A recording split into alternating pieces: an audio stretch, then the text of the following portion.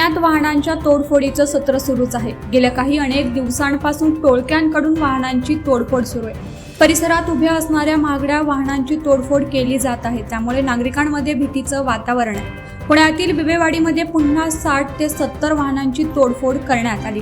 हातामध्ये कोयता घेऊन टोळक्यांनी दहशत माजवण्याचा प्रयत्न केलाय। रिक्षा, चारचाकी, दुचाकी अशा 60 ते 70 गाड्यांची तोडफोड करण्यात आली। हातात कोयते घेऊन मध्यरात्री 3 वाजता ही तोडफोड करण्यात आली। 3 तरुणांकडून ही वाहनांची तोडफोड करण्यात आल्याची माहिती नागरिकांनी दिली। पोलीस सकाळी या तरुणांना अटक करतात, संध्याकाळी सोडून देतात, असा संताप नागरिकांकडून व्यक्त केला जातोय।